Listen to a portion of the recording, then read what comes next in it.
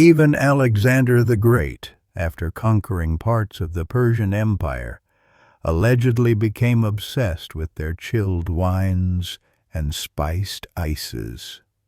One scribe wrote that he insisted on snow being packed with dates and honey for his banquets.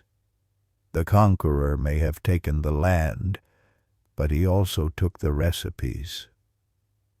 You return to the kitchen, where the staff is already prepping the next batch.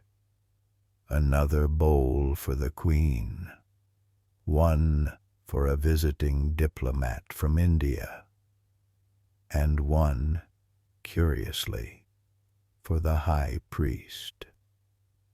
Religious leaders often receive the finest foods as part of festival offerings, and there's a long-standing tradition of presenting cold dishes during sacred ceremonies. Something about purity, clarity, and divine indulgence.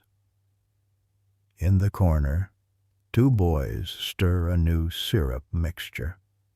One of them quietly drops in a sliver of lemon rind. The other adds a petal of dried jasmine. It's not part of the recipe, but they're experimenting, trying to impress. You get the feeling Persian cuisine was always part art, part science, part low-stakes rebellion. You're offered a small cup of something murky but intriguing. It's a mistake batch. Too much mint, not enough sugar. But it's cold, and that's all you care about. You sip, and even though it tastes like a mouthful of snowy toothpaste, you smile. The cook with the muscular arms wipes his hands and tells you, "You know the Shah once demanded chilled melon slices in the middle of a siege." You raise an eyebrow. "He got them," the man says, shrugging. "3 camels didn't make it, but the melon was perfect." Somehow, you don't doubt it. Cold desserts were status symbols. They were displays of power, extravagance, and reach. Any king could order gold, but ice? That took infrastructure. That took planning. That took an empire. And yet, it's easy to forget that, at the heart of it, all these rituals and recipes came from a very human place. A craving, a desire to cool down, to feel relief, to turn summer into something bearable, even beautiful. You sit beside a pile of empty bowls, their contents long gone, but still fragrant. The marble floor is cool under your feet. Somewhere nearby, a musician begins to strum a soft tune on a stringed instrument. The scent of rose and saffron lingers in the air, mingling with the laughter of the kitchen staff. In this moment, you realize that dessert isn't just food. It's a feeling, a stolen breath of winter, captured in a spoon. You climb the narrow staircase slowly, each step warm beneath your feet as the morning sun begins to stretch across the city. The rooftop is flat, a deliberate design in Persian architecture, and you squint at the strange wooden structure rising from its center, tall, slotted, and facing the breeze. It looks like an oversized birdhouse, or maybe a giant flute stuck into the roof. A man beside you laughs gently. "That," he says, is a wind catcher. You step closer and feel it, just barely, a breath of coolness drifting down from the tower. Not strong, not dramatic, but noticeable. In a world where heat usually presses down like a wet carpet, this is something different. A hush of fresh air, directed not by machine, but by brick, wood, and physics. The badger, or wind catcher, is one of Persia's most elegant inventions. Think of it like nature's air conditioner. It's not about brute force, it's about persuasion, coaxing the wind to do your bidding. These towers were placed above homes, storage domes, even public bathhouses. Their tall, narrow shafts face prevailing breezes, catching the wind like a sail and funneling it downward through the house. Some versions have multiple openings, each oriented to a different direction. If the wind shifts, the tower adjusts passively. Hot air, it's pushed out through another shaft.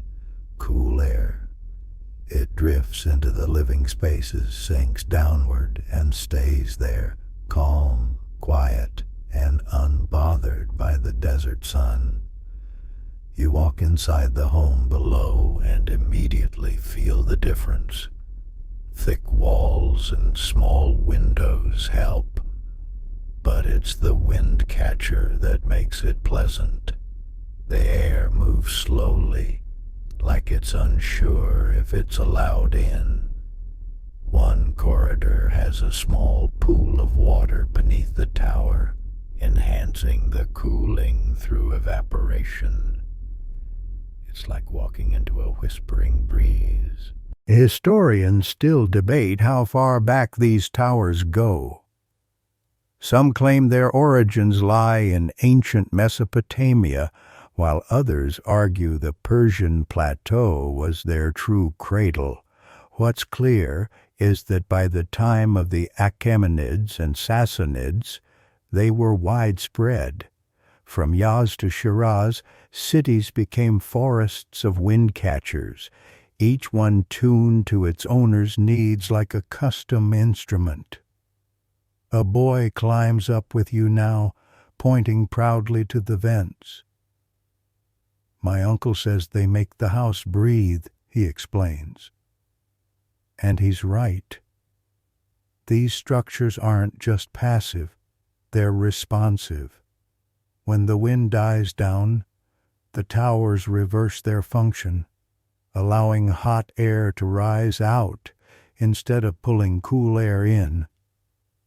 It's like your house sighs in relief at the end of a hot day. Outside in the alleyways, other cooling tricks are hard at work. Tall walls cast narrow shadows, and courtyards are planted with trees that channel breezes. Some homes have basements, sardabs, used for storage or afternoon naps. They're accessed by spiral staircases and often fed by kanat tunnels, where underground water keeps the air damp and pleasantly chill. One of these sardabs doubles as a pantry. You descend into the dark with a clay lamp and find baskets of grapes, bowls of yogurt, and slabs of goat cheese, none of them spoiled, all of them resting peacefully in the cool quiet. It's not high-tech, but it's effective.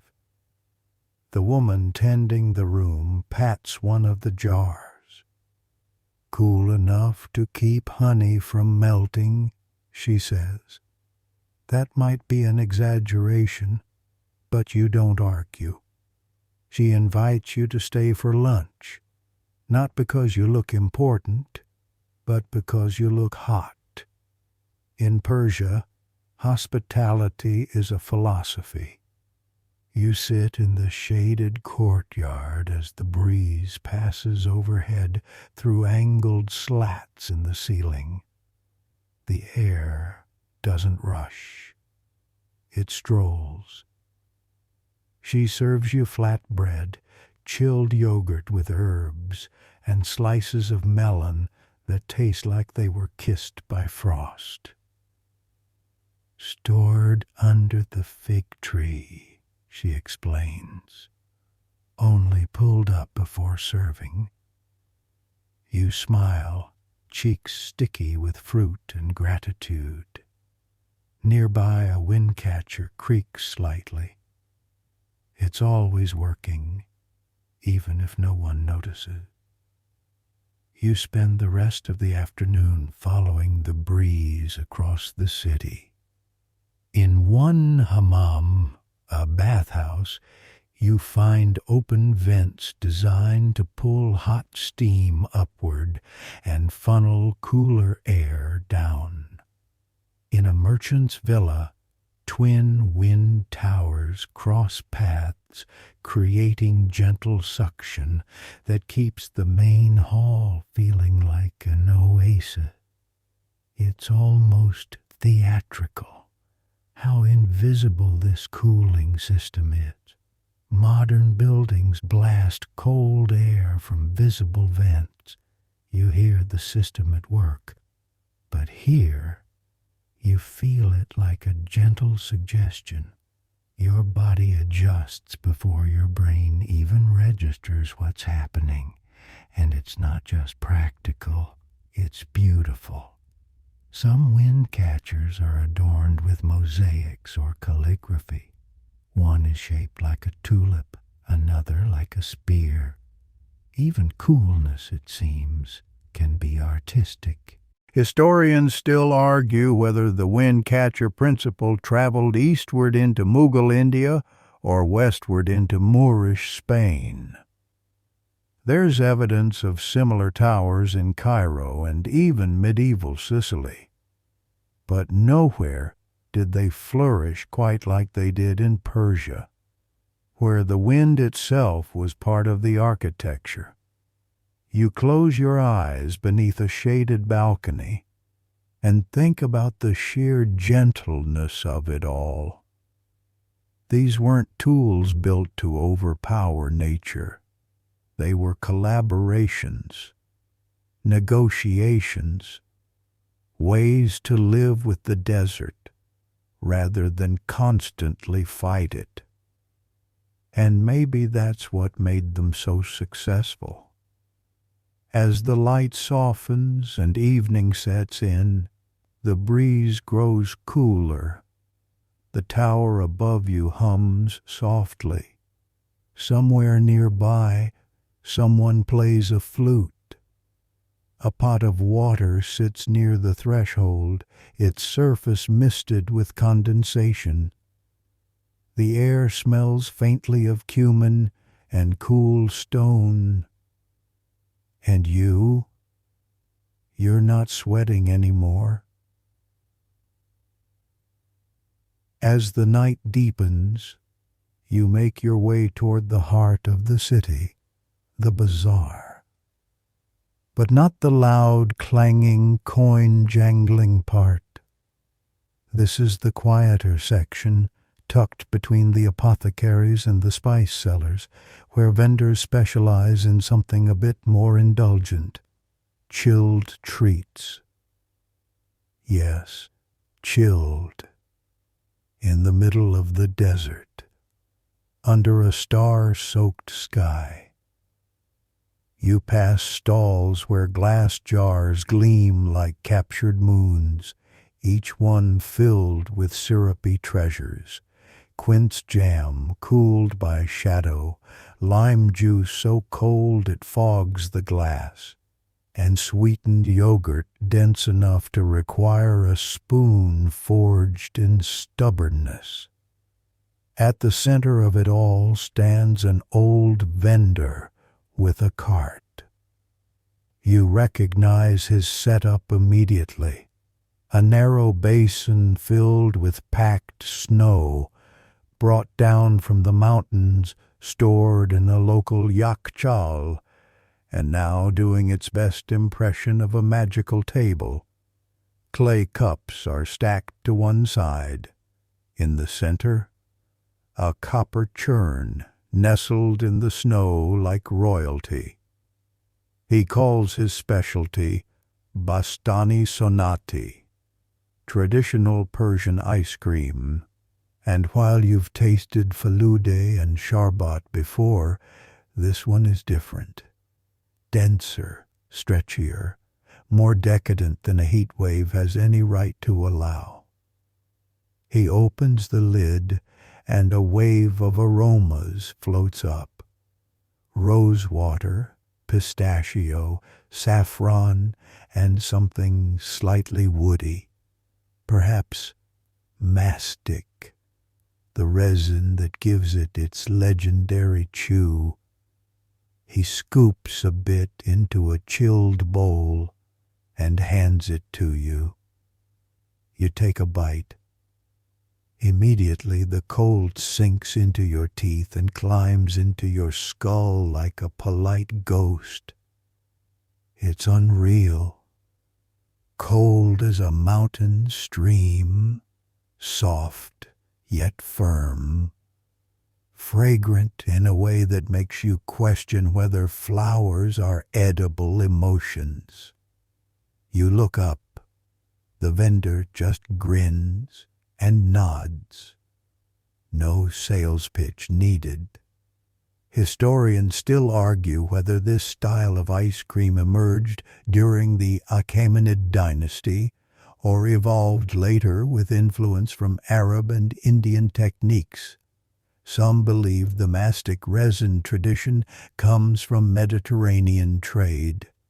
Others insist it's been in Persia forever, passed down from cold hands to colder mouths. What's not debated? That Persian ice cream has range.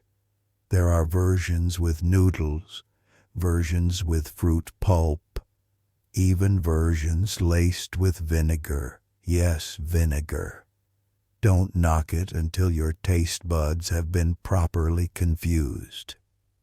You walk deeper into the bazaar, nibbling from your bowl, listening to the soft clang of hanging lamps swaying in the breeze. One stall sells frozen